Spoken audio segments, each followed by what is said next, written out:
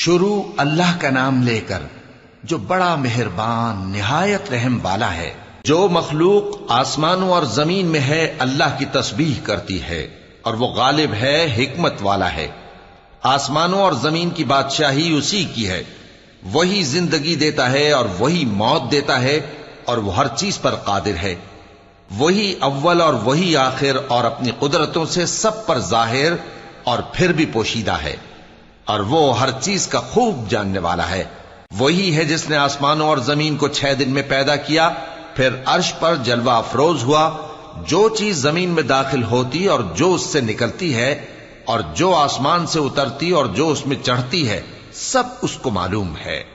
اور تم جہاں کہیں بھی ہو وہ تمہارے ساتھ ہوتا ہے، اور جو کچھ تم کرتے ہو اللہ اس کو دیکھ رہا ہے۔ آسمانوں اور زمین کی بادشاہی اسی کی ہے، اور سب معاملات اسی کی طرف رجوع ہوتے ہیں۔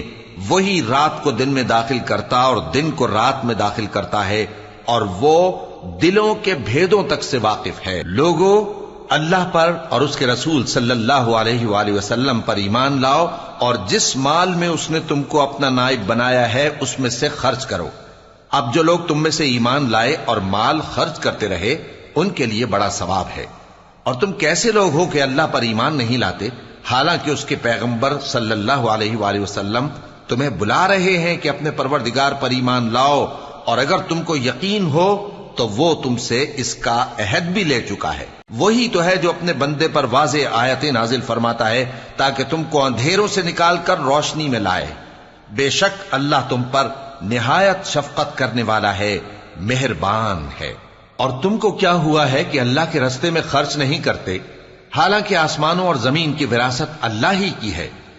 جس شخص نے تم میں سے فتح مکہ سے پہلے خرچ کیا اور جنگ کی، وہ اور جس نے یہ کام بعد میں کیے وہ برابر نہیں۔ ان کا درجہ ان لوگوں سے کہیں بڑھ کر ہے جنہوں نے بعد میں مال خرچ کیے اور کفار سے جنگ کی، اور اللہ نے سب سے ہی ثواب نیک کا وعدہ کیا ہے، اور جو کام تم کرتے ہو اللہ ان سے واقف ہے۔ کون ہے جو اللہ کو نیک نیتی سے قرض دے تو وہ اس کو کئی گنا ادا کرے گا، اور اس کے لیے عزت کا صلہ یعنی جنت ہے۔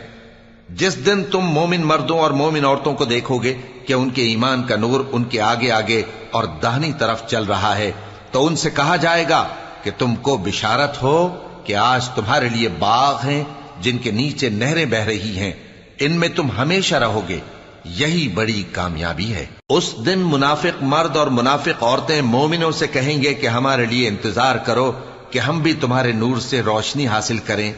ان سے کہا جائے گا کہ پیچھے کو لوٹ جاؤ، پس وہاں نور تلاش کرو۔ پھر ان کے بیچ میں ایک دیوار کھڑی کر دی جائے گی جس میں ایک دروازہ ہوگا، جو اس کی جانب اندرونی ہے اس میں تو رحمت ہے، اور جو بیرونی جانب ہے اس طرف عذاب ہے۔ تو منافق لوگ مومنوں سے کہیں گے کہ کیا ہم دنیا میں تمہارے ساتھ نہ تھے؟ وہ کہیں گے کیوں نہیں تھے، لیکن تم نے خود اپنے آپ کو بلا میں ڈالا اور ہمارے لیے گردش زمانہ کے منتظر رہے، اور اسلام میں شک کیا، اور فضول آرزو نے تم کو دھوکے میں ڈالے رکھا، یہاں تک کہ اللہ کا حکم آ پہنچا، اور اللہ کے بارے میں تم کو وہ شیطان بڑا فریبی فریب دیتا رہا۔ تو آج تم سے کوئی معاوضہ نہیں لیا جائے گا، اور نہ کافروں ہی سے قبول کیا جائے گا۔ تم سب کا ٹھکانہ دوزخ ہے کہ وہی تمہارے لائق ہے، اور وہ بری جگہ ہے۔ کیا ابھی تک مومنوں کے لیے اس کا وقت نہیں آیا کہ اللہ کی یاد کرنے کے وقت اور قرآن جو حق کی طرف سے نازل ہوا ہے اس کے سننے کے وقت ان کے دل نرم ہو جائیں، اور وہ ان لوگوں کی طرح نہ ہو جائیں جن کو ان سے پہلے کتابیں دی گئی تھیں، پھر ان پر طویل عرصہ گزر گیا تو ان کے دل سخت ہو گئے، اور ان میں سے اکثر نافرمان ہیں۔ جان رکھو کہ اللہ ہی زمین کو اس کے مرنے کے بعد زندہ کرتا ہے۔ ہم نے اپنی نشانیاں تم سے کھول کھول کر بیان کر دی ہیں تاکہ تم سمجھو۔ جو لوگ خیرات کرنے والے ہیں، مرد بھی اور عورتیں بھی، اور اللہ کو نیک نیتی سے قرض دیتے ہیں، ان کو کئی گنا ادا کیا جائے گا، اور ان کے لیے عزت کا صلہ ہے۔ اور جو لوگ اللہ اور اس کے پیغمبروں پر ایمان لائے، یہی اپنے پروردگار کے نزدیک صدیق اور شہید ہیں۔ ان کے لیے ان کے اعمال کا صلہ ہوگا، اور ان کے ایمان کی روشنی بھی ہوگی۔ جن لوگوں نے کفر کیا اور ہماری آیتوں کو جھٹلایا، وہی اہل دوزخ ہیں۔ جان رکھو کہ دنیا کی زندگی محض کھیل اور تماشا اور زینت و آرائش اور تمہارے آپس میں فخر و ستائش اور مال و اولاد کی ایک دوسرے سے زیادہ طلب و خواہش ہے۔ اس کی مثال ایسی ہے جیسے بارش کہ اس سے اگنے والی کھیتی کسانوں کو بھری لگتی ہے، پھر وہ کھیتی خوب زور پر آتی ہے، پھر اے دیکھنے والے تو اس کو دیکھتا ہے کہ پک کر زرد پڑ جاتی ہے، پھر چورا چورا ہو جاتی ہے۔ اور آخرت میں کافروں کے لیے عذاب شدید اور مومنوں کے لیے اللہ کی طرف سے بخشش اور خوشنودی ہے۔ اور دنیا کی زندگی تو دھوکے کا سامان ہے۔ بندو اپنے پروردگار کی بخشش کی طرف اور جنت کی طرف لپکو جس کا عرض آسمان اور زمین کے عرض کا سا ہے، اور وہ ان لوگوں کے لیے تیار کی گئی ہے جو اللہ پر اور اس کے پیغمبروں پر ایمان لائے ہیں۔